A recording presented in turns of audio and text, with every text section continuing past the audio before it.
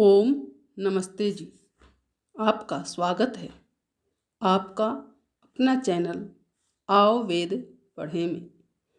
इस चैनल पर केवल आचार्य प्रदीप कुमार शास्त्री जी का ऑनलाइन व ऑफलाइन शास्त्रीय कक्षाओं के वैदिक व्याख्यान उपलब्ध होंगे। अपने चैनल पर आने वाले वीडियो की सूचना पाना चाहते हैं तो लाइक और सब्सक्राइब करें तथा घंटी के बटन को दबाएं, जिससे कि वीडियो अपलोड होते ही सबसे पहले सूचना पा सकें। वेद पढ़ें पढ़ाएं, सुने सुनाएं, वेद का संदेश घर घर पहुंचाएं। ऋषि ऋण को चुकाएं, अपना कर्तव्य निभाएं, जीवन सफल बनाएं।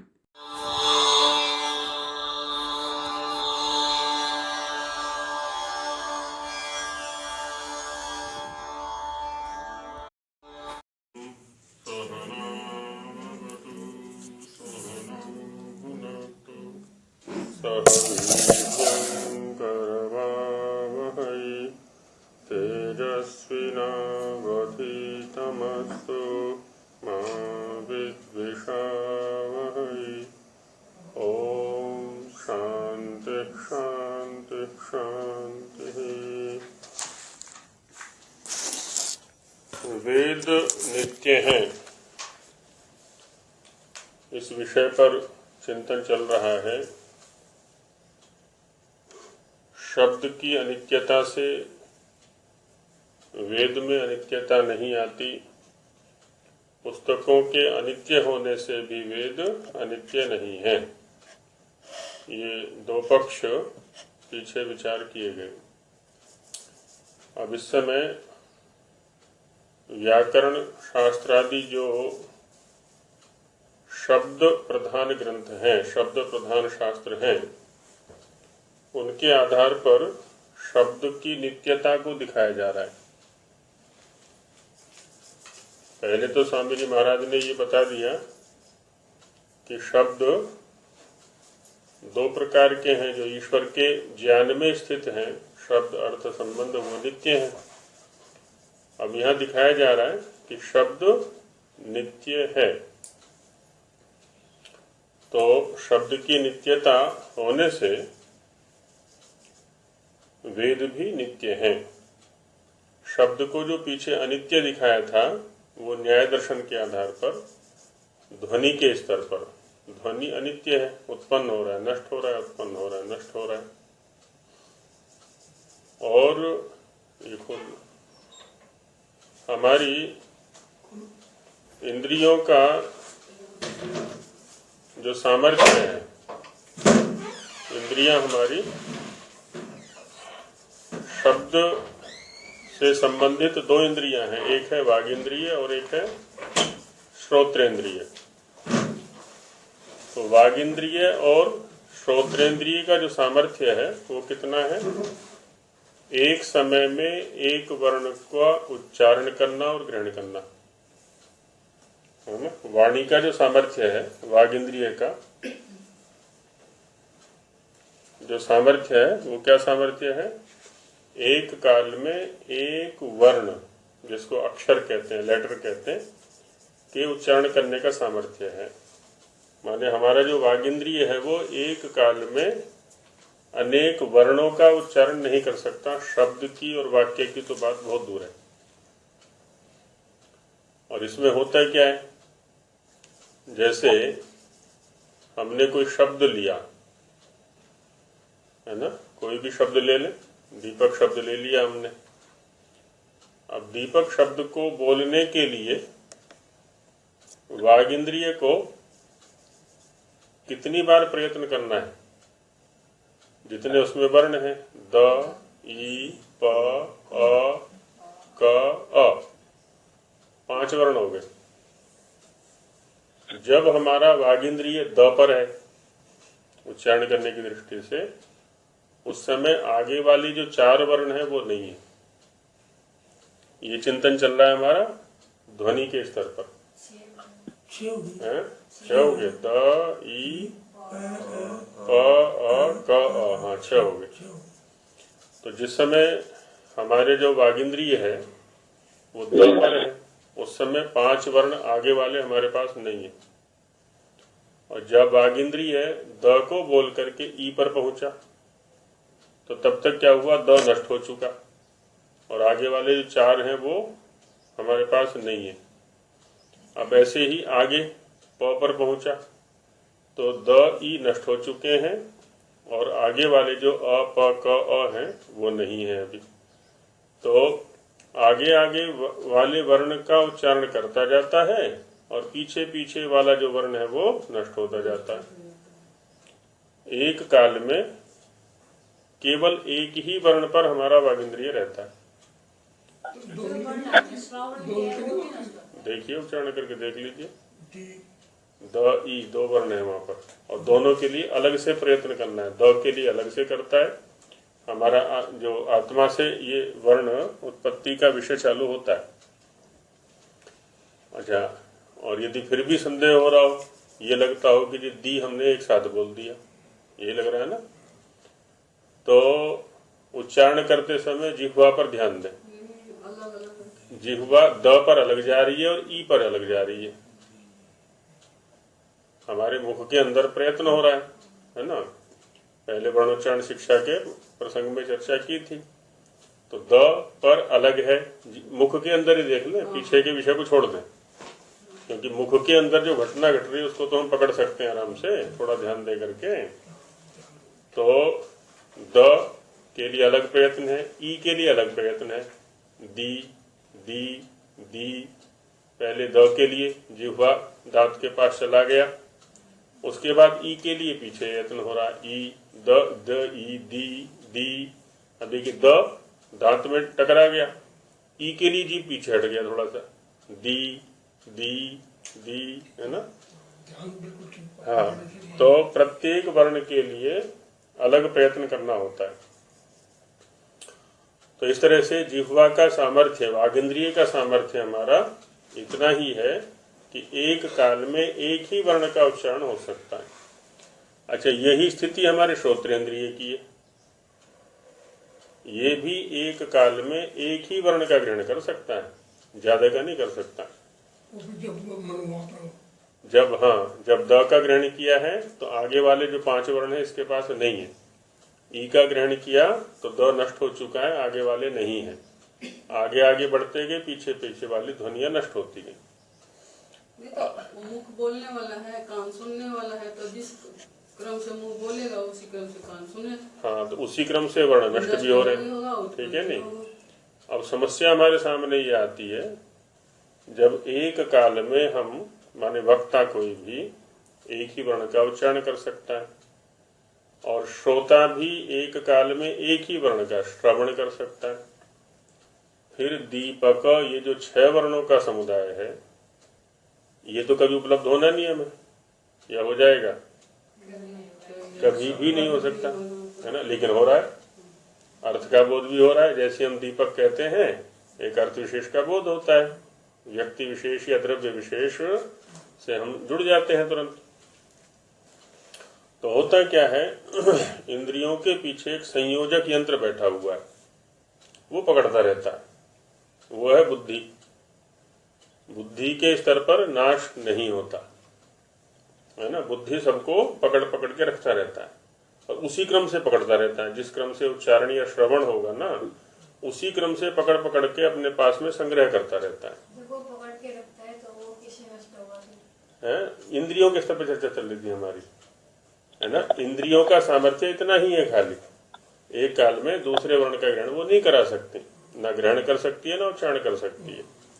तो बुद्धि ये अलग यंत्र है, इंद्रियों से अलग यंत्र है दूसरा। इसको हम कह देते हैं अंतःकरण या अंतर इंद्रिय। अंदर का इंद्रिय हो गया वो, जो दिखता नहीं है। जो दिखने वाले इंद्रिय हैं वो बाह्य इंद्रिय हैं, ज्ञानेन्द्रियां हैं या कर्मेंद्रिय हैं। ज्ञानेन्द्रियों से विशेष तात्पर्य है हमारा। तो ये रहता है इसमें, है ना। तो बुद्धि में क्या होता है, फिर वो सारे विषय संकलित हैं, सारे वर्ण, अरे अच्छा उसी क्रम से है। अब एक और गजब होता है, बुद्धि के पास में क्या है ना, सारे के सारे वर्ण संग्रहित हैं। अब एक शब्द है हमारे पास में र स, 4 वर्ण है ना उसमें, र अ स अ। अच्छा एक शब्द है हमारे पास स र, स अ र अ, यहाँ भी 4 है। बुद्धि और आत्मा का इतना घनिष्ठ संबंध है, प्रत्येक विषय के ग्रहण करने में कभी भी उल्टा पुल्टा नहीं होने देते। ये ऐसा नहीं होता है कि वर्ण तो 4 ही है, रस के पास भी और सर के पास भी। हम बोध तो करना या कराना चाहते हैं रस का, और शब्द आ जाए सर सामने, ऐसा नहीं होगा, क्योंकि रस का अपने अर्थ के साथ में संबंध है और सर का अपने अर्थ के साथ संबंध है। तो जब हम रस अर्थ का बोध कराने चाहेंगे तो रस शब्द ही सामने आएगा, सर नहीं आएगा, हालांकि वर्ण वही है 4 के 4। ऐसे ही जब हम सर अर्थ का बोध करना चाहेंगे या किसी को कराना चाहेंगे तो सर शब्द ही आएगा, रस नहीं आएगा वहां पर। ये योजना रहती है। तो शब्द उसी अर्थ के साथ संबद्ध हुए, उसी वर्तनी के साथ में बुद्धि में संग्रहित रहते हैं और समय समय पर वो उठते रहते हैं या उठाए जाते हैं आत्मा के द्वारा। तो बुद्धि के स्तर पर वो पड़े रहते हैं हमेशा। इसीलिए तो क्या होता है, महाभाष्य में एक प्रसंग उठाया है शब्द के नित्यत्व और अनित्यत्व को समझाने के लिए कि देखो घड़े में पानी भरना है तो क्या करना चाहिए, क्या करना पड़ता है, घड़ा तो है ही नहीं। तो जिसको घड़े में पानी भरना है या घड़े से पानी लाना है वो क्या करेगा, कुम्हार के घर जाएगा कि भी घड़ा दे दे। तो वो कुम्हार क्या करता है, घड़ा इसको दे देता है बना करके, ले जाओ पानी भर लेना इसमें। क्या वैसे ही जब हमें शब्दों का प्रयोग करना होता है, हम वैयाकरण के पास जाते हैं कि वो शब्द दे दे, थोड़े से बोलने हैं मुझे, ऐसा तो नहीं करते। जब बोलने की इच्छा होती है तुरंत मुंह खोला और धड़ाधड़ शब्द निकलने चालू हो जाते हैं। भरे हुए हैं ना सारे के सारे पहले से, और वो वहां है। तो इससे क्या है, शब्द का नित्यत्व सिद्ध हो रहा है ध्वनि रूप में अनित्य होते हुए भी, क्योंकि यहाँ तो है ना इंद्रिय के स्तर पर, ध्वनि रूप माने इंद्रिय के स्तर पर अनित्य होते हुए भी बुद्धि के स्तर पर वो नित्य हो गया। वहां तो खजाना भरा पड़ा है, जितने चाहो जब चाहो तब निकाल लो उसमें से, वो निकलते रहते हैं। ठीक है ना। तो इसलिए यहाँ पर एक लक्षण जो दिया ना शब्द के विषय में, तो वहां क्या कहा, श्रोत्रोपलब्धि बुद्धि निर्ग्राह्य, बुद्धि के द्वारा उसका ग्रहण होता है।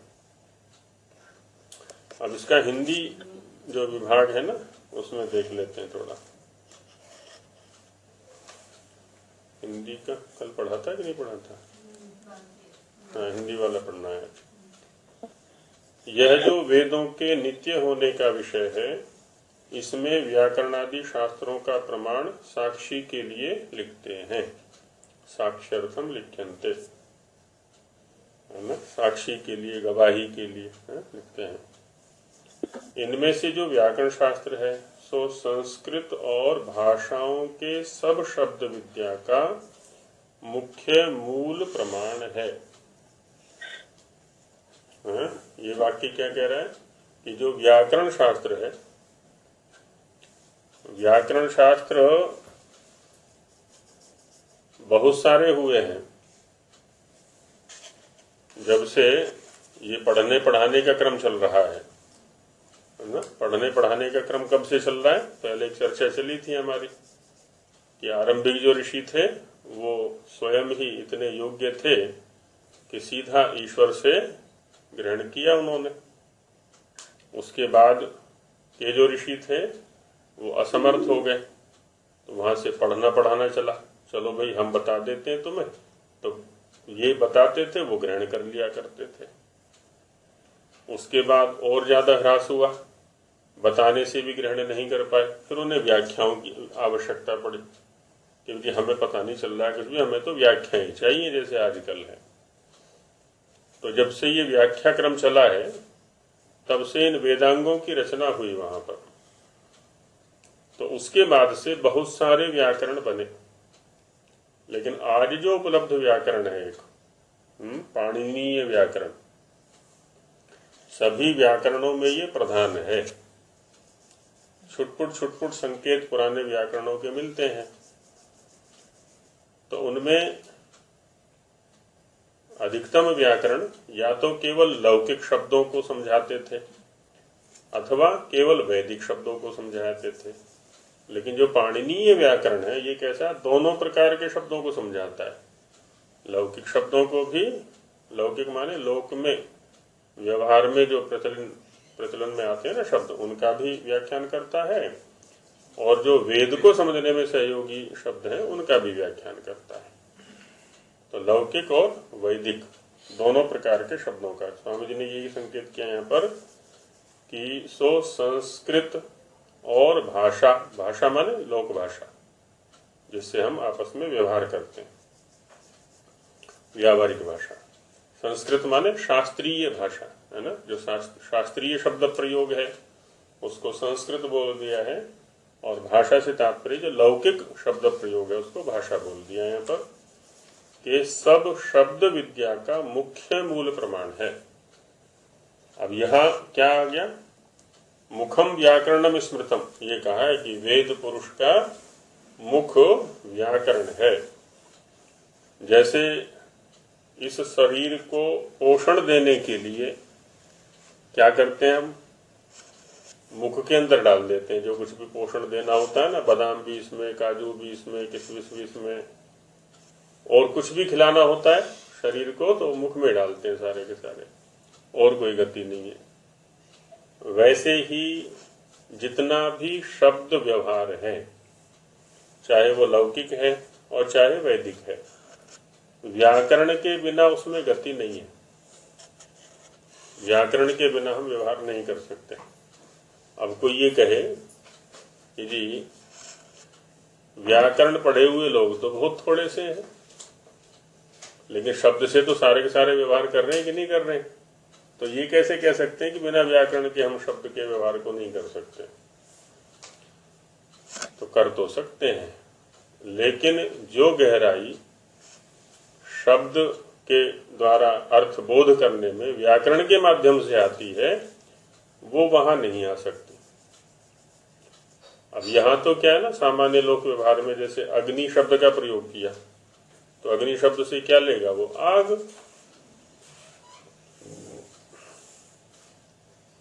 आग लेगा, लेकिन जो व्याकरण वाला है, निरुक्त वाला है, वो अग्नि शब्द के सारे अर्थों पर जाएगा। स्वामी जी ने जैसे वहां कहा ना, वो सैंधव मानय, सैंधव ले आओ, तो प्रकरण के अनुसार तुरंत अर्थ योजना कर लेगा कि भाई अभी यात्रा का प्रसंग है तो घोड़ा लाना चाहिए, भोजन का प्रसंग है तो नमक लाना चाहिए, क्योंकि सैंधव शब्द के तो बहुत सारे अर्थ होते हैं, है ना। सैंधव शब्द के कितने अर्थ हो सकते हैं? ये तो 2 अर्थ दिए, बाकी सैंधव शब्द के सैकड़ों अर्थ हो सकते हैं, क्योंकि सैंधव का मतलब क्या है, सिंधुषु भवम सैंधवम, सिंधु नदी में होने वाला। अब सिंधु नदी में क्या क्या होता है, जल भी है, जल जंतु भी हैं, रेत भी है, काश भी है, कुश भी है, कमल भी है ना, और नदी के किनारे भी बहुत सारे पदार्थ होते हैं, सब सैंधव कहलाएंगे। घोड़े भी हैं, मनुष्य भी हैं, ग्राम भी है, नगर भी है, जो कुछ भी सिंधु के आसपास का वो सब सैंधव शब्द से कहलाएगा। सारे का प्रयोग कैसे होगा? प्रकरण के अनुसार, प्रकरण के अनुसार इसका प्रयोग हुआ करता है। तो इसलिए स्वामी जी ने तो खाली 2 शब्द 2 प्रसंग उठा करके वहां रख दिए हैं। अब जैसे दीपक शब्द का क्या अर्थ है, जैसे हमने दीपक शब्द को लिया, तो दीपक शब्द का क्या अर्थ है?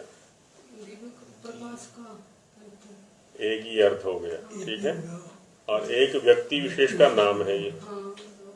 अच्छा, कितने व्यक्तियों का नाम है ये? अब कैसे पता चलेगा कि किस व्यक्ति को हमने संबोधित कर रहे हैं? प्रकरण से, प्रसंग से, स्थान से, है ना। आश्रम में दीपक अलग है, सोनीपत में दीपक अलग है, दिल्ली में दीपक अलग है, उत्तर प्रदेश में दीपक अलग है। अब जहां जहां जाएंगे वहां वहां, है ना, दीपक तो सैकड़ों व्यक्तियों का नाम है, एक ही कक्षा में अनेक है, एक ही कक्षा में अनेक है। उनके पिता का नाम तो या गांव का नाम साथ में लगा देते हैं, शहर का नाम साथ में लगा देते हैं। तो ऐसे इसलिए क्या होता है ना, प्रकरण अर्थ बोध में बहुत बड़ी भूमिका निभाता है। तो इसीलिए हमें क्या करना चाहिए ना, जब किसी पर टिप्पणी करनी हो, टिप्पणियां करते हैं ना हम आपस में एक दूसरे पर, आलोचना करते हैं हम एक दूसरे की, व्याख्याएं करते हैं हम एक दूसरे की, जब तक पूरे प्रकरण का पता न हो तब तक इन सब चीजों से बचना चाहिए। टिप्पणियों से, आलोचनाओं से, व्याख्याओं से, जब हम किसी व्यक्ति विशेष की ये के प्रति हम ये करते हैं तो पहले पूरे प्रकरण को जान ले। यदि करनी है तो तब टिप्पणी करें, और यदि प्रकरण को जाने बिना हमने टिप्पणी कर दी तो मूर्खों की जमात में शामिल हो जाएंगे फिर हम, है ना। इससे बड़ा मूर्ख और कोई नहीं है, किसको पता तो कुछ है नहीं और बस ऐसे ही बोले जा रहा है। इसलिए सामने वाले की बात को धैर्य पूर्वक समझना चाहिए पहले हमें, तब अपनी बात कहनी चाहिए कुछ भी। तो ये सब क्या है, शास्त्रों के पढ़ने से पता चलता है। लोग जो कह देते हैं ना कि व्याकरण, अरे व्याकरण में क्या रखा है, सीधा पढ़ो, जो मुक्ति तक ले जाए उस शास्त्र को सीधा पढ़ो जो मुक्ति दिला दे। तो वो जो मुक्ति दिलाने वाला शास्त्र है वो एकाएक पकड़ में नहीं आया करता। प्रसंग नहीं पकड़ सकते हम, शब्दों की गहराई को नहीं पकड़ सकते हम, क्योंकि शब्दों की गहराई को पकड़ने का अभ्यास बुद्धि को कराया ही नहीं हमने अभी तक। और वो जो मुक्ति का शास्त्र है वो तो बड़े सूक्ष्म विषय प्रस्तुत करने वाला है। जब उसको अभ्यास ही नहीं कराया बुद्धि को इस प्रकार का, है ना, हुआ क्या, दुकान से उठे और सीधे हम उसमें पहुंच गए, मुक्ति शास्त्र के ग्रंथ को स्वाध्याय करने में पहुंच गए। भाई कैसे हो जाएगा?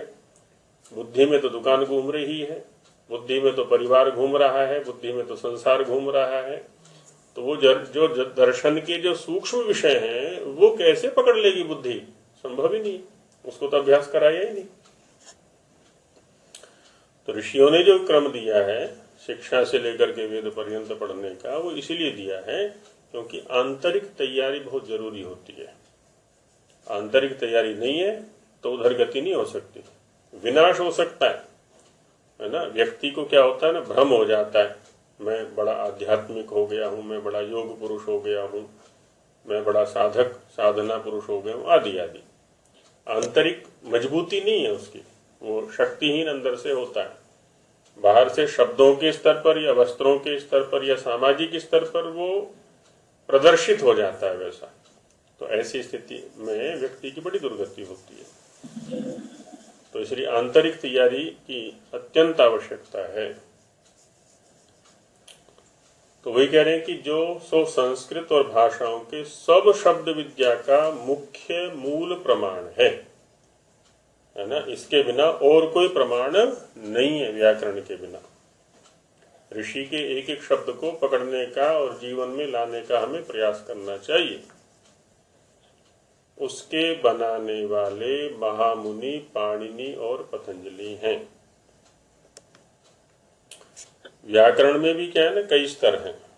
मूल जो ग्रंथ है पाणिनीय व्याकरण का वो है अष्टाध्यायी, है ना, 8 अध्यायों वाली अष्टाध्यायी। लगभग 4000 सूत्र हैं उसमें। सूत्र माने सिद्धांत हैं वो, और वो देखने में छोटी सी है, यहाँ से छपी हुई है 88 पृष्ठों में। लेकिन उसके व्याख्या ग्रंथ अब इतने हो गए हैं कि एक गधा भी ढूंढने में असमर्थ होगा, क्योंकि समझने की जो बुद्धि है ना, उसकी क्षमता बहुत कम हो गई।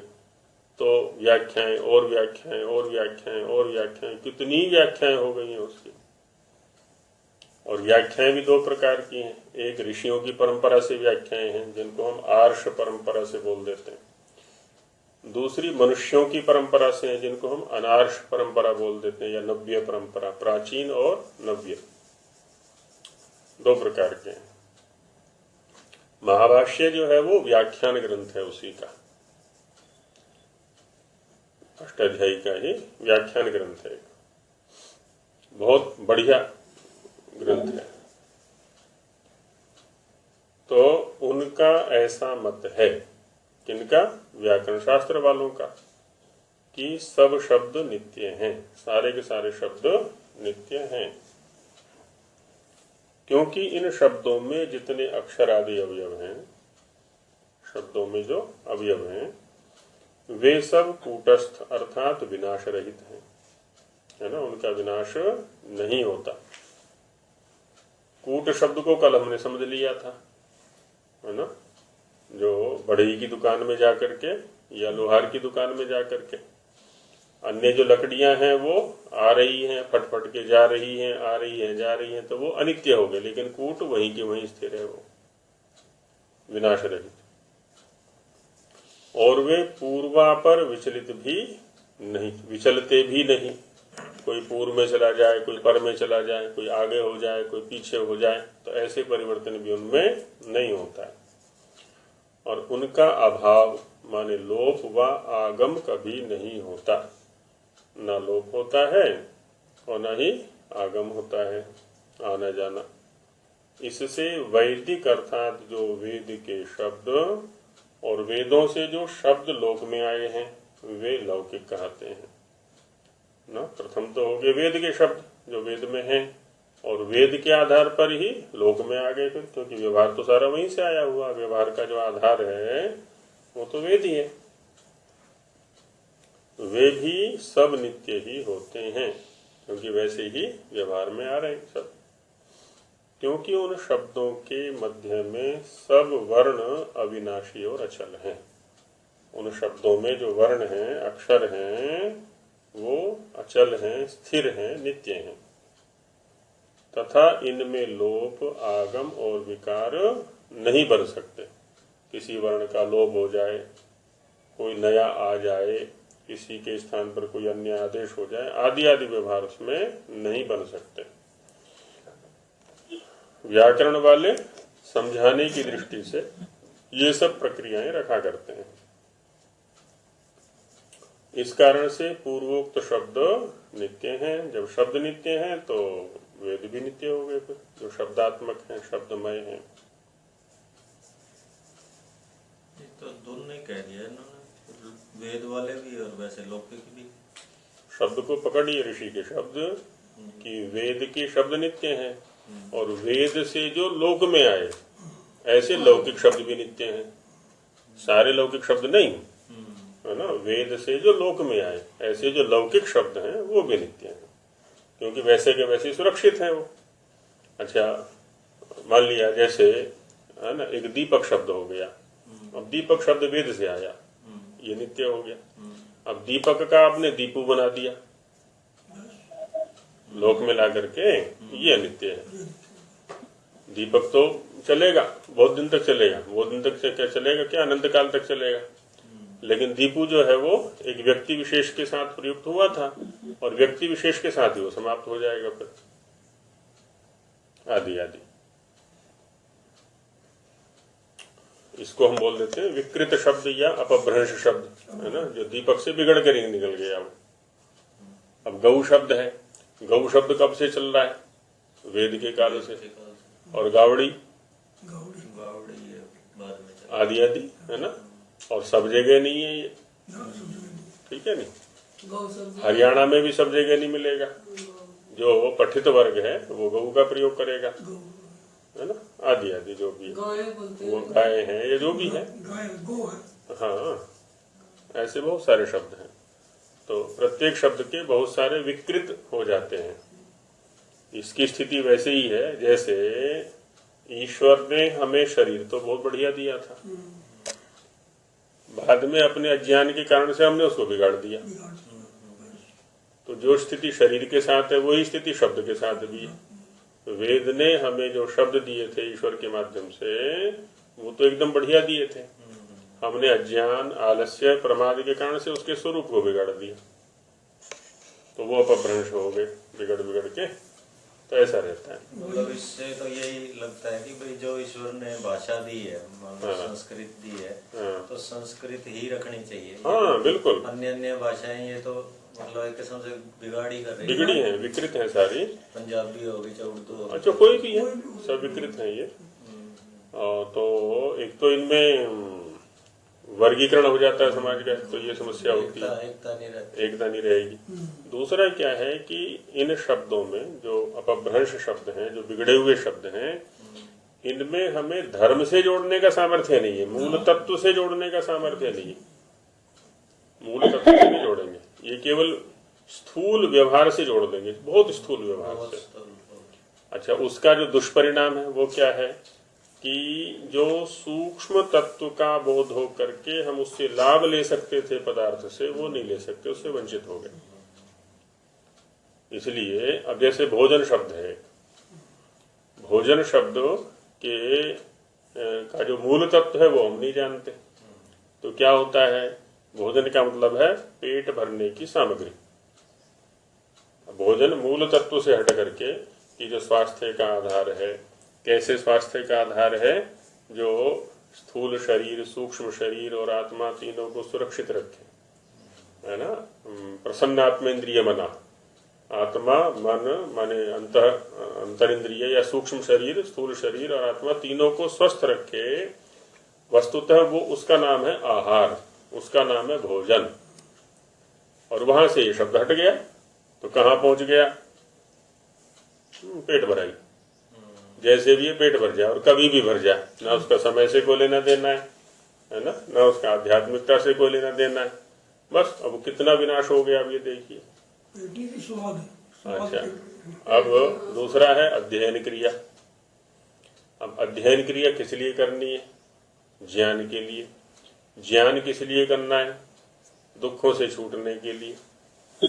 यथार्थ ज्ञान का तात्पर्य होता है किसी द्रव्य, हमें भौतिकी का अध्ययन करना है ना, हमें प्रकृति का अध्ययन करना है, हमें शरीरों का अध्ययन करना है।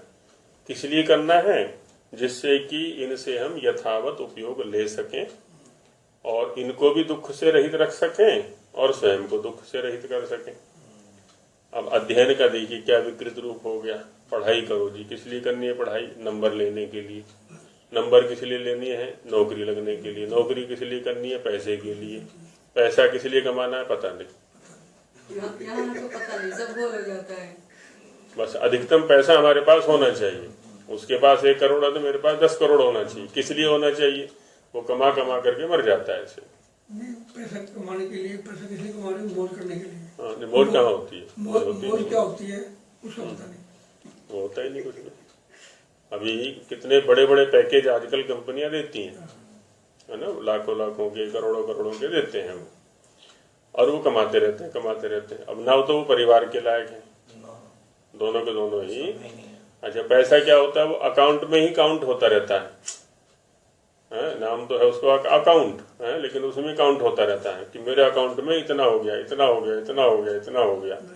एक दिन वो बूढ़ा होता है और मर जाता है, वो अकाउंट में जमा रह जाता है, बस वो फिर झगड़े होते हैं बाद में। तो अब क्या, अब देखिए मतलब इस अध्ययन शब्द का कितना दुरुपयोग हो गया। हमारे जो दुखों से दूर करने का साधन बनना था अध्ययन, वो दुखों का कारण बन गया। इसीलिए आज का जो देखे ना, तो जो अनपढ़ व्यक्ति है गांव का, वो सुखी है, वो तो बहुत सुखी है, वो सुखी है पढ़े लिखे से, जबकि पढ़े लिखे को सुखी होना चाहिए था। तो ये क्या हुआ है ना, क्योंकि हम अपभ्रंश में चले गए, शब्द हमें मूल से नहीं जोड़ पा रहा। अध्ययन शब्द का क्या अर्थ होता है, अधि माने ऊपर, अयन माने गति। जो ऊपर गति का साधन बने वो अध्ययन है ना। जो हमारे उत्थान का निमित्त बने, जो हमारी प्रगति का निमित्त बने, जो हमारे मुक्ति का निमित्त बने, वो अध्ययन है। और उससे कोई लेना देना ही नहीं है, उसको मूल से हटा दिया।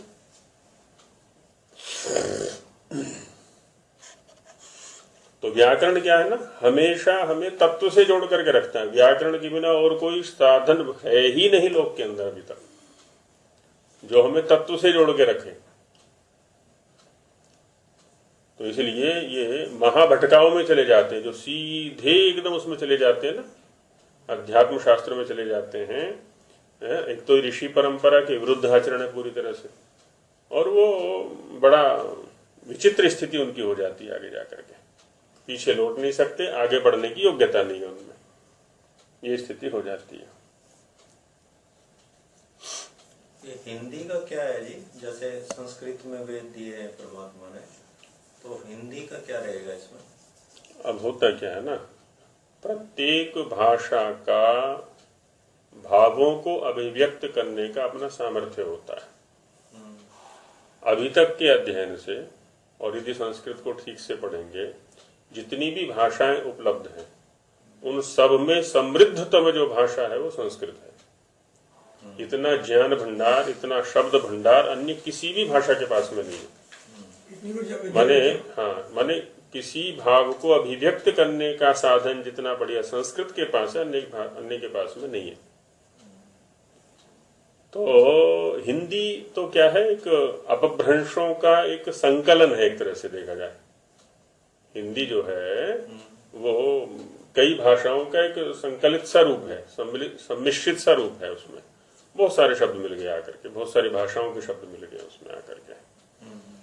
तो ये ठीक है, परस्पर व्यवहार के लिए एक अच्छा साधन हो सकता है वो, स्थूल व्यवहार के लिए सूक्ष्मता तक पहुंचाने का सामर्थ्य नहीं है उसमें। संस्कृत के अंदर बहुत सारी वो सामग्री है ऐसी जो हमें सूक्ष्मता से जोड़ती है, गहराई से जोड़ती है, अंदर तक जोड़ती है। अन्य भाषा में वो सामर्थ्य नहीं है। वो भावानुवाद कर सकता है, शब्दानुवाद कर सकता है, लेकिन वो उससे नहीं जोड़ सकता कभी भी। कहते हैं ये माँ है और वो बेटी है। हाँ, तो माँ माँ होती है, बेटी बेटी होती है, इसी स्तर पर समझ लें हम थोड़ी देर के लिए। वैसे तो संस्कृत सभी भाषाओं की माँ है, जितनी भी है।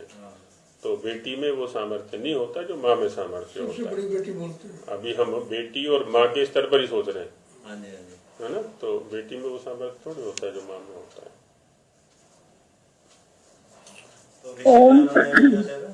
मतलब गुजराती छोड़ के वो इसलिए किया क्योंकि संस्कृत तक पहुंचने के लिए बहुत प्रयत्न करना पड़ता है। जिनको महत्व का पता है वो भी उसमें प्रवृत्ति नहीं बना पाते अपनी। तो हिंदी क्या है, एक सर्वसाधारण की भाषा है, तो कम से कम शास्त्रों का परिचय तो पहुंच जाए लोगों तक। मतलब कई भाषाओं का उसमें हाँ है, मानी या अधिकतम के बोलचाल की भाषा है।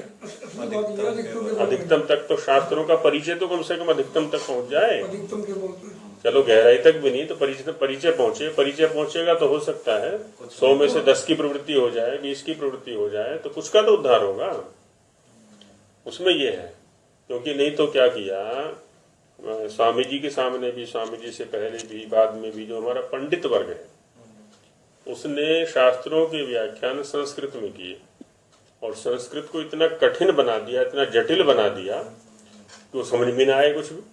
उसके लिए और शास्त्र चाहिए, उसके लिए उस भाषा को समझने के लिए ही बड़ा प्राणायाम भरना पड़ता है। तो स्वामी जी ने कहा कि इसको सरल करो, जन सामान्य तक पहुंचाओ इसको। इसलिए भाषा में, माने हिंदी भाषा में जो है स्वामी जी ने प्रयास किया। बाकी साथ में उनका प्रयास ये भी चलता रहा कि गुरुकुल खुले और मूल शास्त्रों से जुड़े सभी लोग। ये प्रयास चलता रहा, पर वैसे व्यक्ति नहीं मिल पाए उनको, कार्याधिक्य बहुत अधिक था। हाँ जी, कुछ बोल रही थी कोई बहन जी। हाँ जी, मैं आचार्य जी, जो अपने वैदिक संस्कृत है जी, इसको समझने के लिए जो लौकिक संस्कृत है उसको पढ़ना पहले जरूरी होता है क्या, जो स्कूलों में चलती है संस्कृत? हाँ, इसमें ऐसा होता है कि जो पढ़ने वाला है और जो पढ़ाने वाला है, भाषा के स्तर पर दोनों को कम से कम समान स्तर पर आना पड़ेगा पहले। केवल भाषा के स्तर पर, ज्ञान के स्तर पर या बुद्धि के स्तर पर तो धीरे धीरे ऊपर उठा जाता है। तो भाषा के स्तर पर माने जिन शब्दों का प्रयोग आचार्य करेगा, वक्ता करेगा, या जिन शब्दों का आश्रय शास्त्रों में लिया गया है, उन शब्दों से परिचय तो कराना पड़ेगा। तो इसलिए क्या होता है, हम पहले सामान्य संस्कृत का अभ्यास कराते हैं किसी को, तो वो थोड़ा प्रवेश जब कर जाता है फिर उसको शास्त्रीय भाषा में अभ्यास कराया जाता है। तो धीरे धीरे धीरे धीरे वो शास्त्र के शब्दों को पकड़ने लगता है। जब धीरे धीरे शास्त्र के शब्दों को पकड़ने लगता है, फिर शास्त्र के शब्दों में जो गहराई है उसमें पहुंचाने का प्रयास किया जाता है।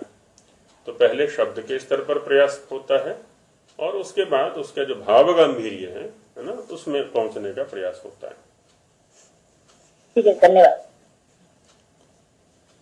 अब इसमें आक्षेप करते हैं कि ये जो व्याकरण आदि शास्त्रों के आधार पर आपने शब्द का नित्यत्व बताया, तो उसमें एक आक्षेप करते हैं कि ननु, ये जो ननु शब्द है अव्यय है एक, और जो वाक्य के आरंभ में आता है इसका मतलब प्रश्न किया जा रहा है ना, ये प्रश्नवाचक है। जैसे लोक में क्या है ना, दो व्यक्ति आपस में चर्चा कर रहे हैं, एक व्यक्ति ने कोई स्थापना रखी है अपनी, तो उसमें प्रतिपक्षी कहता है क्यों जी। तो जैसे लौकिक भाषा में क्यों जी, अब क्यों जी कहते हैं इसका मतलब है कि अब ये प्रश्न कुछ करना चाहता है या कुछ आक्षेप करना चाहता है। तो वैसे यहाँ पर ननु शब्द है। ननु गणपाठ अष्टाध्यायी महाभाष्येषु अपायादयो विधीयन्ते, कहते जिनका भी आपने निषेध किया है वो सारे कार्य तो आप वैयाकरण लोग करते हो। अभी ये धातु आया, इससे ये प्रत्यय आया, इसमें से इसका लोप हो गया, इसकी संज्ञा हो गई, इसमें ये आगम हो गया, तो इसके स्थान पर ये आदेश हो गया, सारे व्यवहार तो आप लोग करते हो। और यहाँ कह रहे हो कि ये सब नहीं होते वर्णों में, है ना। गणपाठ अष्टाध्यायी महाभाष्य आदि ग्रंथों में अपाय आदि व्यवहार जिनका निषेध अभी आपने ऊपर किया है वो सब तो करते हो। पुनरीतत कथम संगच्छते, फिर अब इसकी संगति कैसे लगाएं।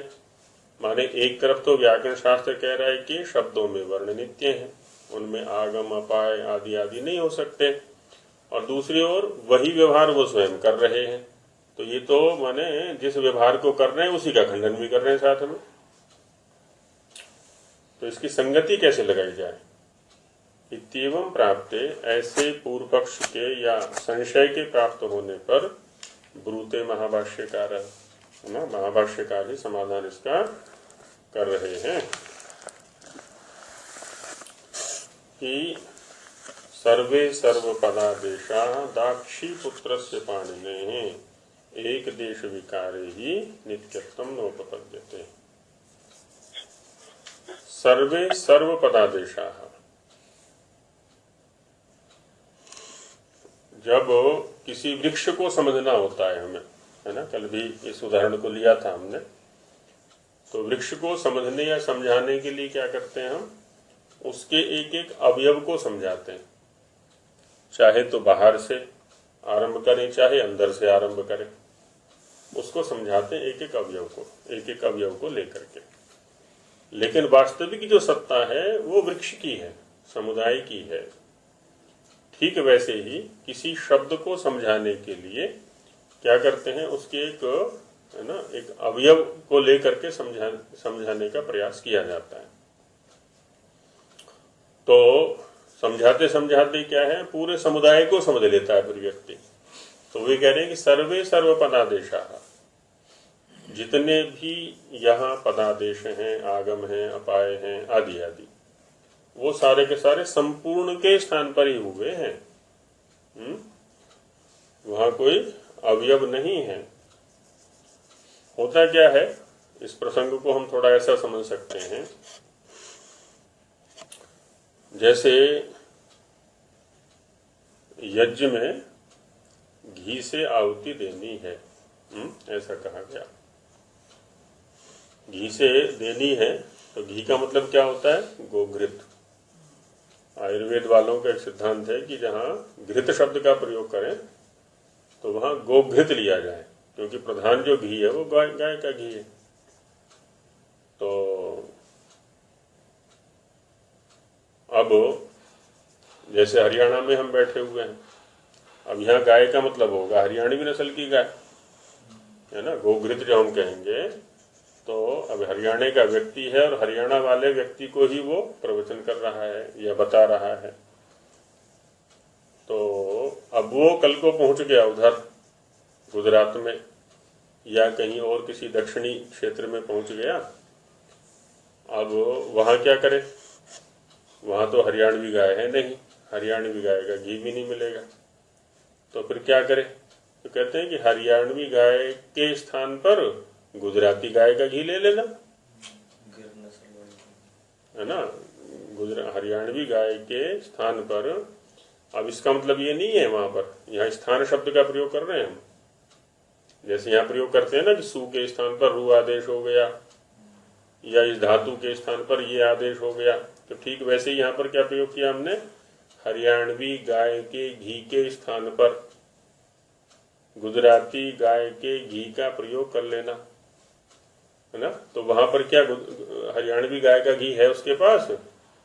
वो तो गुजरात में बैठा हुआ है ना, नहीं है। तो यहाँ स्थान शब्द का हो गया अर्थ प्रसंग, है ना। हरियाणवी गाय के घी के प्रसंग में, माने यज्ञ करने जा रहा है, तो प्रसंग क्या उपस्थित हुआ? हरियाणवी गाय के घी का, क्योंकि उसको तो यही पता था ना कि गाय का मतलब होता है हरियाणवी गाय, तो हरियाणवी गाय के घी का प्रयोग करना है यज्ञ में। अब यज्ञ करने बैठा, हरियाणवी गाय का घी है नहीं, अब क्या करे? यज्ञ करे कि ना करे? कहते यज्ञ तो अवश्य करना है। ऐसा करो, हरियाणवी गाय का घी नहीं मिल रहा है तो गुजराती गाय का घी ले लो, उससे यज्ञ कर लो। तो अब विधि जो है संपन्न हो गया।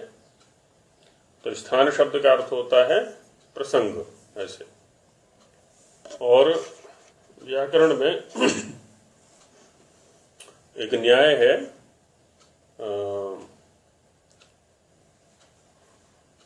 नष्टाश्व दग्ध रथ न्याय, नष्ट अश्व दग्ध रथ न्याय, है ना। नष्ट अश्व दग्ध रथ न्याय, दग्ध रथ न्याय, तो इसको मिला के पढ़ेंगे तो नष्टाश्व दग्ध रथ न्याय, ऐसा पढ़ेंगे इसको। जैसे दो व्यक्ति यात्रा कर रहे हैं अपने अपने रथ से, रथ घोड़ों वाला रथ है, यात्रा लंबी है, जंगल से निकलना है उनको, तो यात्रा करते करते क्या है ना, एक प्रसंग ऐसा आया, एक के घोड़े नष्ट हो गए और एक के रथ में आग लग गई। अब केवल घोड़े से भी यात्रा नहीं होगी और केवल रथ से भी यात्रा नहीं होगी। अब क्या करें आगे की यात्रा के लिए? कहते हैं कि भाई तेरे पास घोड़े हैं, मेरे पास रथ है, चलो दोनों मिलकर यात्रा आगे कर लेते हैं। तो यही स्थिति शब्दों के साथ भी होती है, क्योंकि शब्द की भी यात्रा है ना। चलते चलते चलते चलते क्या होता है ना, शब्द का कोई अवयव जो है लुप्त हो गया। लुप्त हो गया माने वो प्रयोग से हट गया, लौकिक प्रयोग से वो हट गया, उसका स्थान दूसरे शब्द ने ले लिया, है ना। पहले भी एक शब्द बताया था मैंने, जैसे संस्कृत में एक शब्द है कच्छपः। कच्छपः माने कछुआ, और दूसरा शब्द है कूर्मः। कूर्मः भी कछुए के लिए आता है। दोनों स्वतंत्र शब्द हैं। इन दोनों स्वतंत्र शब्दों ने अपनी यात्रा आरंभ की और पंजाब में पहुंच करके दोनों मिल गए इकट्ठे। तो पंजाबी में क्या कहते हैं कछुए के लिए? कच्छा कुम्मा। तो कच्छा कुम्मा, दोनों मिल गए, तो वहां कच्छा कुम्मा हो गया कछुए का। अब ये शब्द की यात्रा है। अब वहां पर अकेला शब्द अर्थ को देने में समर्थ नहीं है ना। कछुआ बोलेगा, कुर्मा बोलेगा तो हाँ, नहीं बताएगा। हाँ, अच्छा। अब ऐसे ही संस्कृत में एक शब्द है बलिवर्द। बलिवर्द, है ना। अब बलि शब्द तो यहाँ सुरक्षित हो गया, हरियाणा में या पश्चिम उत्तर प्रदेश में, तो यहाँ बैल हो गया। और वर्द शब्द उधर है, मथुरा में है, एटा में है, उधर है, तो वहाँ वर्द बोलते हैं। वर्द बोलते हैं इधर भी, बड़द बोलते हैं। हाँ, बड़द बोलते हैं। तो माने दो हो गए, एक के दो शब्द हो गए। तो इधर बैल हो गया, उधर बड़द हो गया, या बर्द। उधर तो बद्द या बर्द बोलते हैं। बड़द का क्या मतलब? बैल, हाँ, बलद या बड़द, है ना। तो रकोल्ला हो गया। तो ऐसे एक ही शब्द के दो टुकड़े हो गए यहाँ पर, है ना। तो ऐसे शब्दों में बहुत सारी विचित्रताएं हैं। तो अब हम व्याकरण जो होगा, व्याकरण वाला क्या करेगा कि देखो एक कच्छप शब्द है और एक कूर्म शब्द है, ठीक है। तो जब यदि इसको पंजाबी के साथ में व्याख्यात करना होगा तो व्याकरण कहेगा कि संस्कृत के कच्छप और कूर्म शब्द के स्थान पर पंजाबी में कच्छा कुम्मा का प्रयोग करना चाहिए, है ना। संस्कृत वाले जिसको कच्छपः और कूर्मः कहते हैं, पंजाबी वाले उसको कच्छा कुम्मा कहते हैं। संस्कृत के बलिवर्द शब्द के स्थान पर, है ना, हरियाणा में बैल अथवा बड़द शब्द हो गए हैं। हाँ, अब शब्द तो नित्य ही है दोनों के दोनों, शब्द की अपनी सत्ता में दिखा तो दी, हाँ, आगे के तो परिवर्तन। कोई शब्द जुड़ करके यात्रा पूरी कर रहे हैं आगे की, कोई शब्द विभक्त होकर के यात्रा पूरी कर रहे हैं। कोई तरीका भी इस तरह से हो कि बोलने में कीचड़, पंजाब में बोलते चिकड़, चिकड़ बोलते हैं, हाँ। तो ऐसा होता है। चाकू, काचू, बहुत सारे शब्द हैं ऐसे। लखनऊ नकलऊ, हाँ, नकलऊ है, तो बहुत सारे शब्द हैं ऐसे। तो शब्दों की बड़ी विचित्र यात्रा है। जैसे हमारी यात्रा होती है ना, वैसे ही अब जैसे मान लिया एक व्यक्ति की संतति हो गई, 2 संतानें हो गई, 2 पुत्र हो गए, और संयोग ऐसा बैठा दोनों अलग अलग हो गए, झगड़ा हो गया आपस में। तो यहाँ तो निमित्त तो एक बना और वहां से 2 फाड़ हो गए उसके, दोनों के स्वतंत्र अस्तित्व हो गए। अब उनकी संतानें हुई आगे जाकर के, किसी प्रसंग में, व्यापार आदि के प्रसंग में उनकी जो संतानें फिर मिल गई आपस में ये मिल गई आगे यात्रा चली तो फिर फट गए वो। तो ये चलता रहता है। तो शब्दों के स्तर पर भी चलता है, हमारी जीवन यात्रा में भी चलता है। हमारे मित्र है उनका जो है आपस में भाइयों का वो है, हाँ, बच्चे बोले तुम्हारा रह जाएगा, हाँ, बस हम तो मिलेंगे, हम मिलेंगे। तो वो ये हुआ करता है। तो ये ठीक यही स्थिति शब्द में। व्याकरण क्या करता है, व्याकरण वाले क्या करते हैं, बस इन्हीं जो ये विशेषताएं हैं, जो व्यवहार है, इसी को सिद्धांतों में बांध देते हैं वो। तो बस इतनी सी बात है, शब्द नित्य है वो, है ना, ये कुछ नहीं कर रहे। इन्हीं को वो समझाएंगे, इन्हीं में कुछ सिद्धांत बना करके फिर वो समझाते हैं इसको। तो वही करेंगे, सर्वे सर्वपदादेशा, संपूर्ण के स्थान पर संपूर्ण ही आदेश होते हैं, अवयव के स्थान पर अवयव नहीं होते। दाक्षीपुत्र पाणिनि का जो शास्त्र है उसमें ऐसी व्यवस्थाएं हैं, क्योंकि एक देश विकारे ही, यदि शब्द के किसी एक देश में विकृति ला देंगे, है ना, उसको हटाएंगे, उसके स्थान पर दूसरा ला देंगे आदि आदि, तो ऐसे तो शब्दों में नित्यत्व नोपपद्यते, नित्यत्व नहीं बन पाएगा शब्दों में, उनकी नित्यता में हानि हो जाएगी। तो ये सब क्या है, समझाने के प्रकार हैं, है ना, और कुछ नहीं।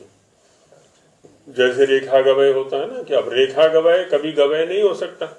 चित्र रूप में जो गाय बनाई है कागज के ऊपर, वो किसी भी जन्म में गाय नहीं हो सकती, लेकिन गाय को समझाने का प्रकार है वो।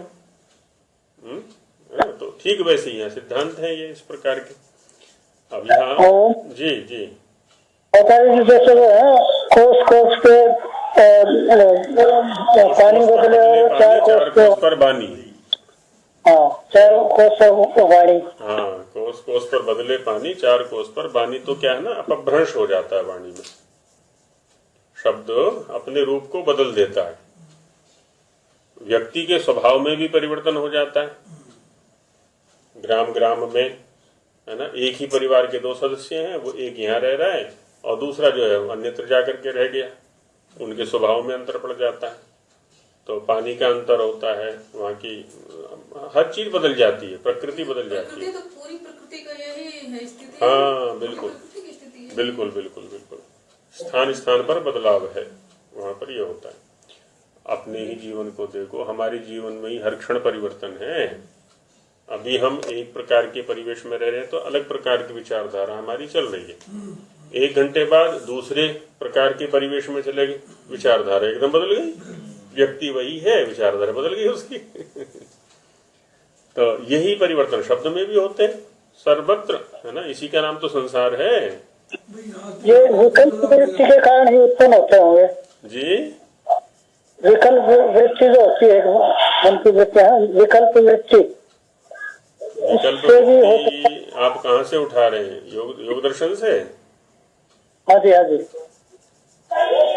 क्या है विकल्प वृत्ति का स्वरूप वहां पर?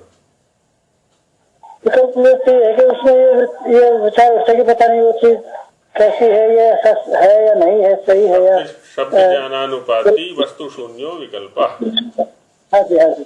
शब्द ज्ञानानुपाति वस्तु शून्यो विकल्प। बहुत सारी क्रीड़ाएं या 99 से भी अधिक प्रतिशत की जो क्रीड़ाएं हैं वो शब्द के स्तर पर ही चलती रहती हैं, वहां वस्तु कुछ नहीं है। हाँ जी। निराधार ऐसे ही बस वो चलता रहता है, पूरा संसार ऐसे ही बहता रहता है। जैसे मान लिया एक योगी योग के ऊपर प्रवचन दे रहे हैं, उसके पास वो योग की वस्तु नहीं है, शब्द ही शब्द है बस। एक आत्मा होती है, आत्मा ऐसी होती है, आत्मा का ऐसा दर्शन होता है, मन ऐसा होता है, बड़ा सूक्ष्म चिंतन करता है, लेना देना कुछ नहीं है, शब्द के स्तर पर चल रहा है सारा का सारा। अच्छा, सामने वाला भी सोचता है कि हाँ मुझे सब समझ में आ रहा है, समझ में बिल्कुल नहीं आ रहा उसको है, तो ये शब्दों के स्तर भी खेल चल रहा है सारा का सारा। तो इसमें क्या है ना, ये बोलने वाला भी योगी हो गया और समझने वाला भी योगी हो गया। तो यहाँ वस्तु शून्य है स्थिति, केवल शब्द ज्ञान, शब्द के स्तर पर ही प्रक्रिया चल रही सारी की सारी। और यथार्थ ज्ञान शून्य है। हाँ, यथार्थ ज्ञान, यथार्थ आचरण ज्ञान के अनुकूल सबसे शून्य, केवल शब्द के स्तर पर ही सारी सारी चल रही है। बड़ा सा विज्ञापन भी रख लिया, बड़े बढ़िया कपड़े पहन लिए, दाढ़ी मूछ ये वो आदि आदि भव्य सी आकृति बना ली अपने, और भव्य शब्दों का चयन कर लिया जिससे कि आकर्षित हो जाए श्रोता, तो बस बन गई होगी और क्या है। तो ये वस्तु शून्य वाली स्थिति होती है सर्वथा। तो चलिए अब आगे कल बढ़ाएंगे इस विषय को, व्याकरण वाले को, थोड़ी और वस्तुएं आ रही है इसमें, तो बस करते हैं। ओम सहना भवतु सहनौ भुनक्तु सह वीर्यं करवावहै तेजस्विनावधीतमस्तु मा विद्विषावहै। ओम शांति शांति शांति।